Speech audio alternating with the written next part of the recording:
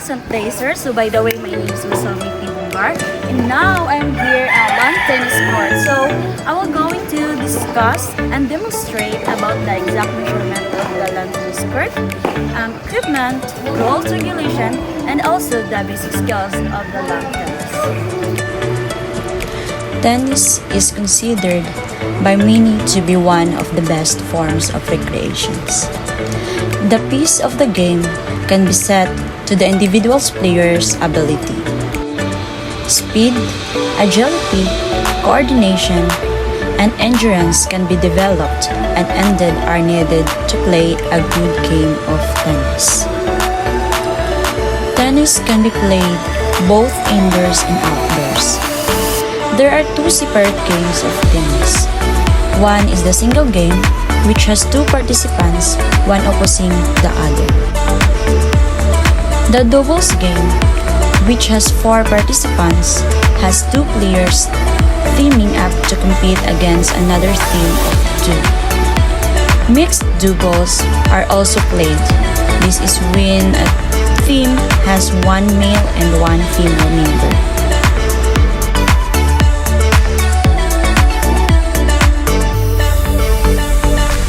Tennis court is 23.77 meters long by 8.23 meters wide for single matches. The service line is 6.4 meters from the net. The baseline is 11.88 meters from the net and 5.48 meters from the service line. The net posts are 0.91 meters away from the single sidelines. The total area of a tennis court for single matches is 195.65 meters squared. A tennis court is 23.77 meters long by 10.97 meters wide for double matches. Doubles court sidelines are 1.37 meters beyond the singles court sidelines. The service line is 6.4 meters from the net. The baseline is 11.88 meters from the net and 5.48 meters from the service line. The net posts are 0.91 meters away from the double sidelines. The total area of a tennis court for double matches is 260.87 meters squared. The tennis net dimensions. A tennis net is 9.41 meters wide for single matches and 11.88 meters wide for double matches. The net is 1.07 meters tall at the post and 0.91 meters tall in the middle. The tennis serve is one of the most difficult shots for beginners to learn. The reason is behind it is that it requires the coordination of several different movements, all involving different parts of the body. A serve starts with the proper positioning of the player's feet, combined with the right grip of the racket. It is allowed by a uniform toss of the ball with the left hand while the right hands lift the racket in a semicircular movement. Once the movement is done, the players needs to bend their knees and jump, while rotating their shoulders and pronating their wrist. The receiver. The player who received the serve, also known as the returner. A receiver must be able to avoid obstacles and move his body in space. To be able to adjust, a player must have a high level of agility. This is the ability to change body position even in mid-air to make a critical play. Forehand or ground stroke. The tennis forehand is a stroke in which the inner side of the palm of the dominant hand that is holding the racket faces forward. Essentially, the tennis forehand is made by swinging the racket across one's body in the directions of where one's want to the land the ball. They have two types of forehand. First is positioning. The main mistakes most players do is poor positioning when they hit the ball. Do not hit the ball when it is very far from you, in either sideways direction or too far in front of you. You also have to avoid hitting the ball too close to your body. Hit the ball at your comfortable reach, which means that you don't have to extend your arm fully to hit the ball, and hit the ball when it is in front of you, especially near your front hip. Second is racket face. It's avoid a closed racket or holding your racket with closed grip upon contact. Make sure that brushing effect between the ball and the racket is achieved to create top spin. Backhand or ground stroke. The backhand is a tennis shot in which one swings the racket around one's body with the back of the hand preceding the palm. Except in the praised backhand volley, the term refers to a ground stroke, or that is one in which the ball has bounced before it is struck. They have a tips of the backhand. One-hander or two-hander. It depends. There are a few determining factors that are usually used in determining which types of backhand you would play more effectively. One-handed backhands is typically provide a greater reach while on the run, and also tend to create a greater variation of shot styles by more easily employing a slice backhand. Two-handed backhands is typically provide the players with a bit of extra power if needed, by having to make a greater shoulder turn to achieve the best results. Two-handers are also least like to be a lead on a ground stroke or returns of a serve. Diving. To hit a diving shot in tennis, a player must essentially throw their body towards the ball, exceeding as far as necessary to reach it, while also knowing how to land safely without injury. A lob in tennis is a shot where the ball is hit high and deep into the opponent court.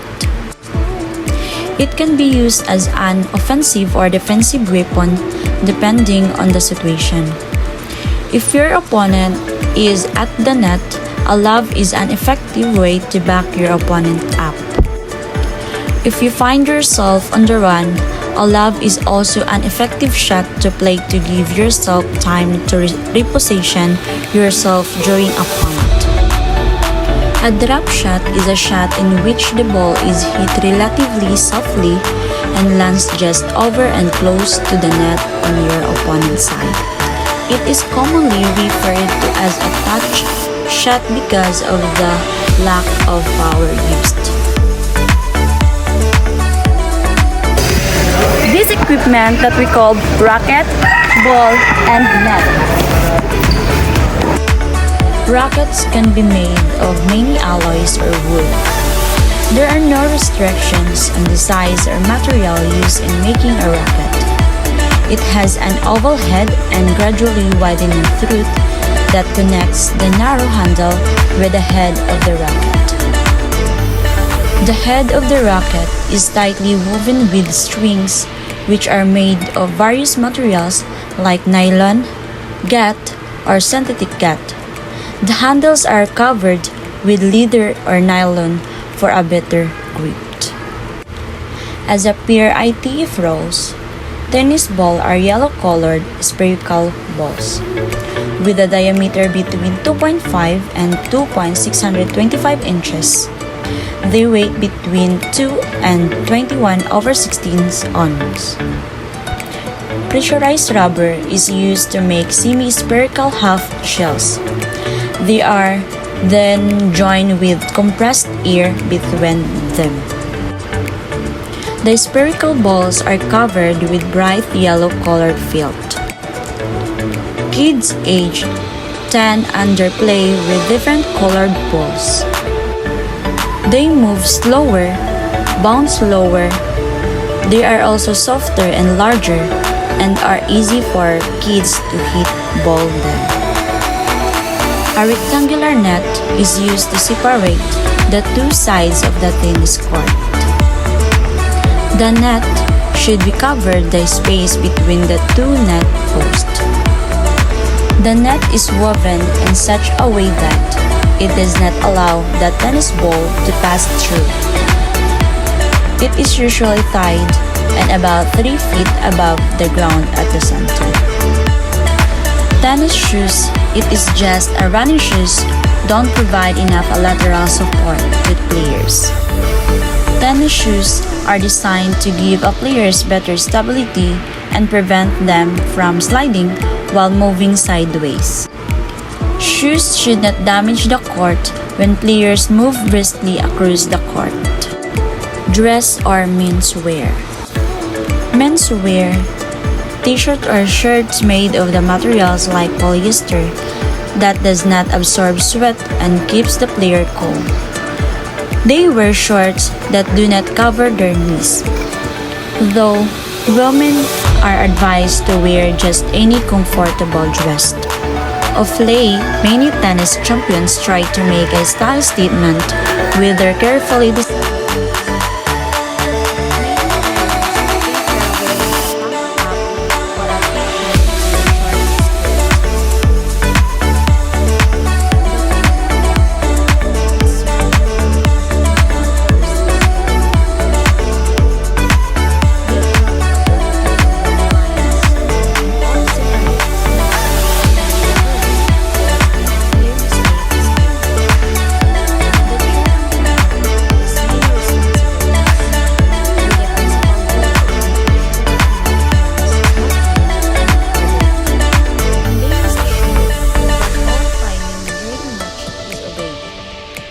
responsible for this by use of an approved stopwatch.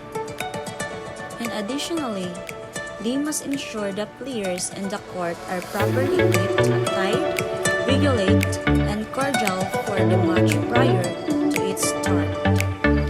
Cheer umpires must also officially keep track of and notify the players of the match score, ball inspections, and complete a final report at the conclusion of the match.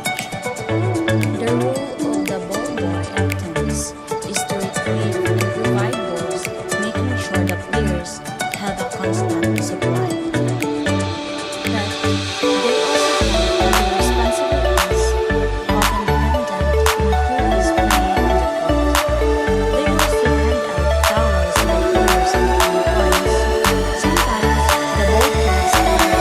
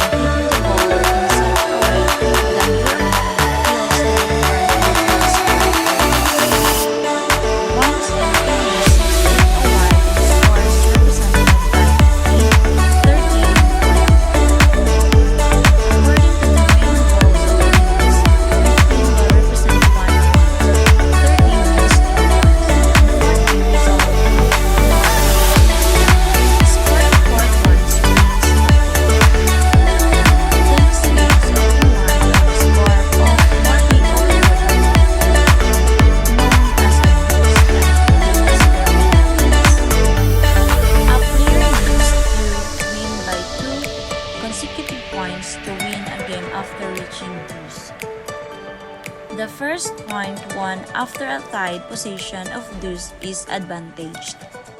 Winning the next point means they win the game.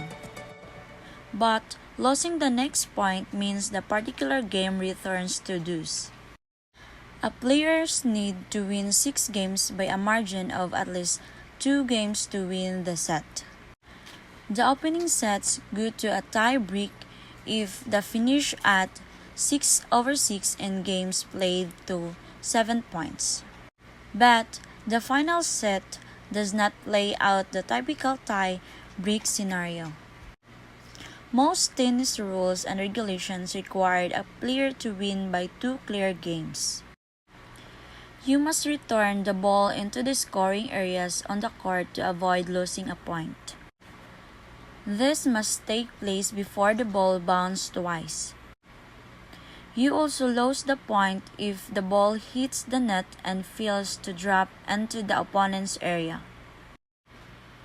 The ball is in play even if it hits any part of the boundary lines, but it gets called out if it lands outside the outer court lines. Professional regulations of tennis govern the use of new balls during a match. As a rule, all balls get changed for new balls after every 6 games.